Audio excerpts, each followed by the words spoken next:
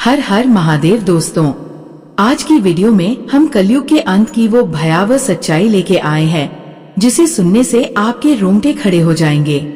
कल्कि पुराण और गरुड़ पुराण में ऐसी बातें लिखी गई है जो आपके रोंगटे खड़े कर सकती है।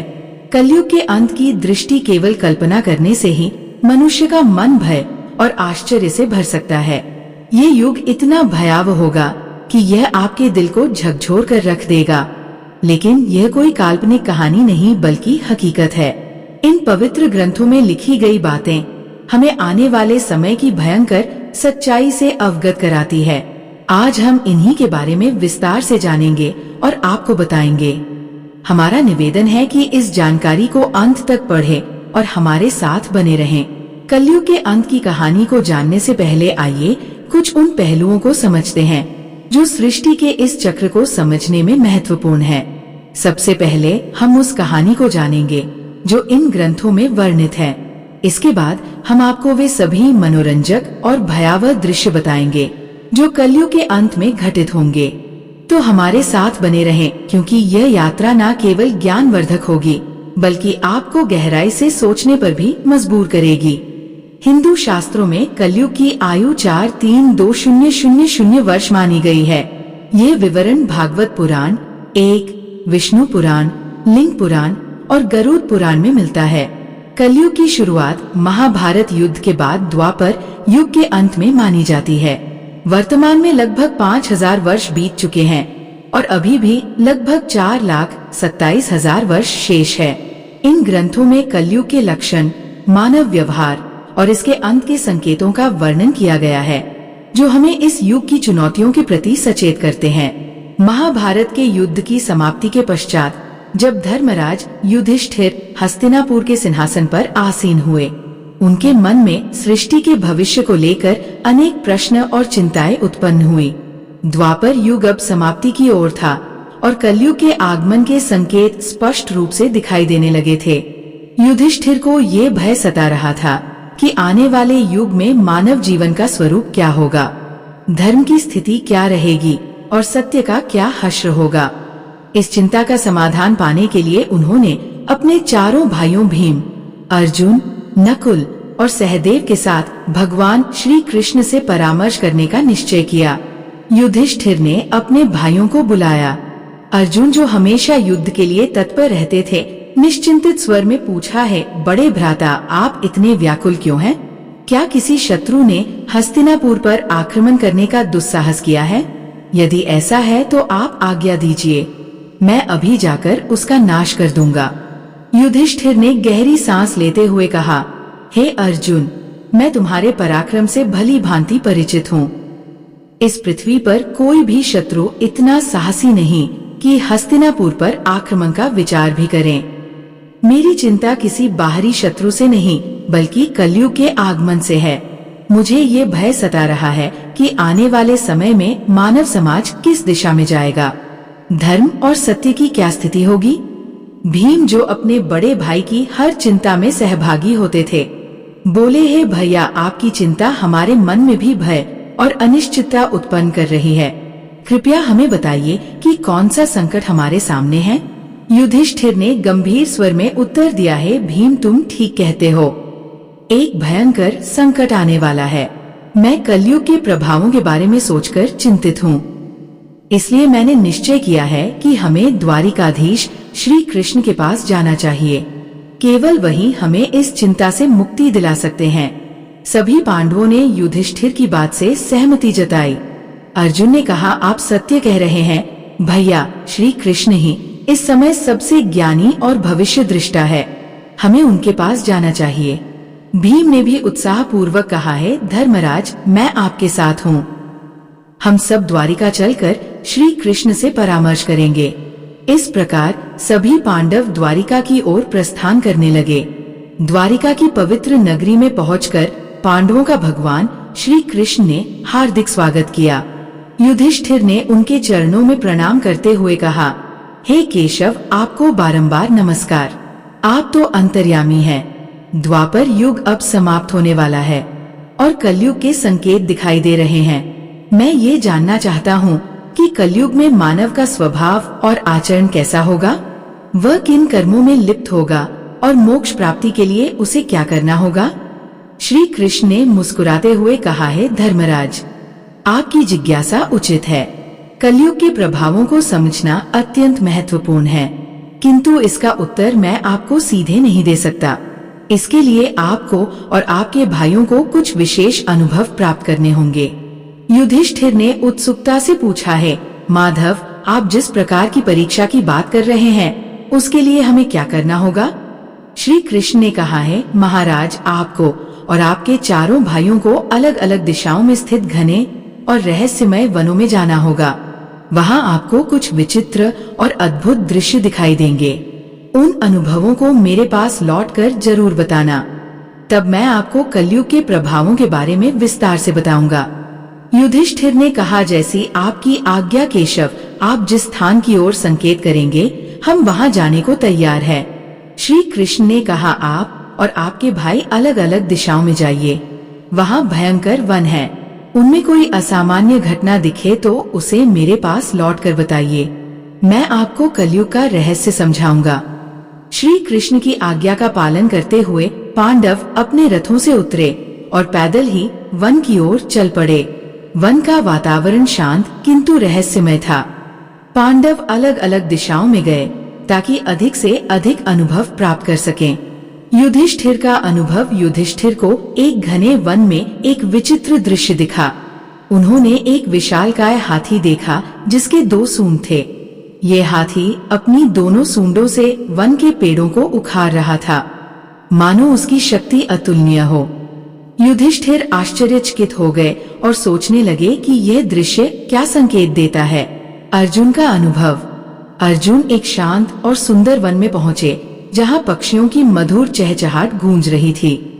वहाँ उन्होंने एक विशाल पक्षी देखा जिसके पंखों पर वेदों की रचाई लिखी थी, किंतु यह पक्षी मृत जीवों का मांस खा रहा था। अर्जुन ने सोचा, ये कैसा विरोधाभास है? एक ओर वेदों का ज्ञान, दूसरी ओर मांसाहार। भीम का अनुभव। भीम एक हरे भरे चारागाह में पहुँचे जहाँ गायों का झुंड चल रहा था। वहाँ उन्होंने देखा कि एक गाय ने बछड़े को जन्म दिया और उसे इतनी जोर से चाटने लगी कि बछड़ा लहूलुहान हो गया। भीम ने सोचा, ये कैसी ममता है जो अपने ही बच्चे को घायल कर रही है। सहदेव का अनुभव। सहदेव एक शांत जलाशय के पास पहुँचे जहाँ 7 कुएं थे। 6 कुओं में पानी भरा था, किंतु सबसे गहरा बीच वाला कुआं पूरी तरह सूखा था। सहदेव ने इस दृश्य को देखकर सोचा कि ये क्या संकेत देता है। नकुल का अनुभव। नकुल एक पर्वतीय क्षेत्र में पहुँचे जहाँ ऊंचे ऊंचे पर्वतों पर हरे भरे वृक्ष थे। उन्होंने देखा कि एक विशाल शिला पहाड़ से लुढ़क रही थी जो अपने रास्ते में बड़े बड़े वृक्षों को उखाड़ रही थी, किंतु एक छोटे से पौधे के पास पहुँचते ही वह शिला रुक गई। नकुल इस दृश्य से स्तब्ध रह गए। श्री कृष्ण द्वारा अनुभवों का अर्थ। शाम होते ही पांडव वन से लौटे और श्री कृष्ण के पास अपने अनुभव साझा करने पहुँचे। सबसे पहले युधिष्ठिर ने अपना अनुभव श्री कृष्ण को बताया। युधिष्ठिर ने कहा है, प्रभु, मैंने 1-2 सूंडों वाला हाथी देखा। श्री कृष्ण ने मुस्कुराते हुए कहा, हे धर्मराज, ये दृश्य दर्शाता है कि कलयुग में शासक दोनों ओर से शोषण करेंगे। वे प्रजा से सेवा और भक्ति मांगेंगे, किंतु अपने स्वार्थ के लिए उनका दोहन करेंगे। दिखावे में वे धर्मी होंगे, किंतु अंदर से स्वार्थी। अब अर्जुन का अनुभव सुनिए। अर्जुन ने बताया, प्रभु, मैंने एक पक्षी देखा जिसके पंखों पर वेदों की रचाई थी, किंतु वह मांस खा रहा था। श्री कृष्ण ने कहा है, अर्जुन, कलयुग में विद्वान और पंडित कहलाने वाले लोग ज्ञान तो रखेंगे, किंतु उनका हृदय पवित्र नहीं होगा। वे धर्म और वेदों का उपयोग केवल धन कमाने के लिए करेंगे। भीम ने अपना अनुभव कहा, प्रभु, मैंने एक गाय को अपने बछड़े को इतना चाटते देखा कि वह घायल हो गया। श्री कृष्ण ने उत्तर दिया है, भीम कलयुग में माता पिता का अत्यधिक स्नेह बच्चों को आत्मनिर्भर बनने से रोकेगा। उनकी ममता बच्चों के लिए बाधा बन जाएगी। सहदेव का अनुभव। सहदेव ने बताया, प्रभु, मैंने 7 कुओं में से बीच का सबसे गहरा कुआं सूखा देखा। श्री कृष्ण ने कहा है, सहदेव, कलयुग में लोग दिखावे में धनवान होंगे, किंतु अपने पड़ोसियों की भूख प्यास की परवाह नहीं करेंगे। स्वार्थ इस युग की पहचान होगा। अब सबसे आखिर में नकुल ने अपना अनुभव बताया। नकुल ने कहा, प्रभु, एक विशाल शिला बड़े बड़े वृक्षों को उखाड़ रही थी, किंतु एक छोटा पौधा उसे रोक देता है। श्री कृष्ण ने कहा है, नकुल, कलयुग में धन और सत्ता मनुष्य के पतन को नहीं रोक पाएंगे, जो किंतु भगवान का नाम और सच्ची भक्ति, जो एक छोटे पौधे के समान है, उसे बचा सकती है। गरुड़ पुराण में एक प्रसंग में गरुड़ जी ने भगवान विष्णु से प्रश्न किया, हे प्रभु, 4 युगों सतयुग, त्रेता युग, द्वापर युग और कलयुग में कलयुग को सबसे भयावह क्यों माना जाता है? इसके अंत के क्या संकेत होंगे और ये युग कैसे समाप्त होगा? भगवान विष्णु ने उत्तर दिया है, गरुड़, कलयुग में अधर्म, स्वार्थ और पाप का बोलबाला होगा। इसके अंत के समय कुछ विशेष संकेत प्रकट होंगे जो सृष्टि के विनाश की ओर इशारा करेंगे। आइए इन 5 प्रमुख संकेतों को एक एक करके विस्तार से समझते हैं। वांड मानव आयु का ह्रास। कलयुग के अंत में मानव जीवन की आयु अत्यंत कम होकर मात्र 20 वर्ष रह जाएगी। लोग 12 वर्ष की आयु में ही वृद्धावस्था के लक्षण दिखाने लगेंगे। उनके बाल सफेद हो जाएंगे, चेहरों पर झुर्रियां पड़ जाएंगी और शरीर कमजोर व रोगग्रस्त हो जाएगा। ये शारीरिक पतन मानव की जीवन शैली और नैतिकता के ह्रास का परिणाम होगा। लोग अस्वास्थ्यकर भोजन, अनियमित दिनचर्या और तनावग्रस्त जीवन जीने के कारण शारीरिक और मानसिक रूप से कमजोर हो जाएंगे। स्त्रियां 8 से 9 वर्ष की अल्पायु में ही संतान को जन्म देने लगेंगी, लेकिन उनकी शारीरिक स्थिति इतनी कमजोर होगी कि वे बच्चों का पालन पोषण ठीक से नहीं कर पाएंगी। बच्चे कुपोषण और कमजोरी के शिकार होंगे, जिससे समाज में अस्वस्थ और कमजोर पीढ़ियां उत्पन्न होंगी। इस कारण पारिवारिक और सामाजिक संरचना पूरी तरह चरमरा जाएगी। लोग अपनी भौतिक आवश्यकताओं की पूर्ति में इतने व्यस्त रहेंगे कि परिवार और रिश्तों के प्रति उदासीन हो जाएंगे। ये संकेत कलयुग के उस दौर को दर्शाता है जहां मानव की शारीरिक और मानसिक शक्ति का पूर्ण ह्रास हो जाएगा। समाज में अव्यवस्था, अशांति और अराजकता का बोलबाला होगा। लोग एक दूसरे के प्रति प्रेम और विश्वास खो देंगे और स्वार्थ ही जीवन का आधार बन जाएगा। ये स्थिति हमें चेतावनी देती है कि शारीरिक और मानसिक स्वास्थ्य को बनाए रखने के लिए संतुलित जीवन शैली और नैतिकता का पालन आवश्यक है। नंबर 2, पतिव्रता स्त्रियों का लोभ। कलयुग के अंत में नैतिकता और धर्म का इतना ह्रास हो जाएगा कि पतिव्रता स्त्रियां लगभग लुप्त हो जाएंगी। एक स्त्री कई पुरुषों के साथ संबंध स्थापित करेगी, जो सामाजिक और नैतिक पतन का स्पष्ट संकेत होगा। लोग धार्मिक कार्यों जैसे पूजा पाठ, श्राद्ध, अंतिम संस्कार और विवाह जैसे संस्कारों को पूरी तरह त्याग देंगे। जल की कमी के कारण लोग स्नान करना बंद कर देंगे, जिससे शारीरिक और आध्यात्मिक शुद्धता नष्ट हो जाएगी।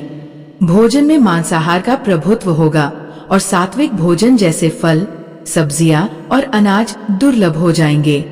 लोग चमकीले, तंग और भड़कीले वस्त्र पहनेंगे, जो उनकी भौतिकता और आध्यात्मिकता से दूरी को दर्शाएंगे। समाज में स्वार्थ, लालच और छल कपट का बोलबाला होगा। रिश्तों में विश्वास की कमी हो जाएगी और लोग केवल अपनी सुख सुविधाओं के लिए जिएंगे। ये संकेत समाज में नैतिकता के पतन और रिश्तों के टूटने की स्थिति को दर्शाता है। लोग धर्म और कर्तव्यों से विमुख होकर केवल सांसारिक सुखों की तलाश में रहेंगे। ये स्थिति सामाजिक अविश्वास, अशांति और अनैतिकता को बढ़ावा देगी। गरुड़ पुराण हमें सिखाता है कि धर्म और नैतिकता का पालन ही समाज को स्थिर और सौहार्दपूर्ण बनाए रख सकता है। नंबर 3, वृक्षों का फलहीन होना। कलयुग के अंत में प्रकृति का भीषण विनाश होगा। वृक्ष फल और फूल देना बंद कर देंगे और केवल शमी वृक्ष ही जीवित रहेंगे। लोग शाकाहार को पूरी तरह त्याग देंगे और मांसाहार पर निर्भर हो जाएंगे।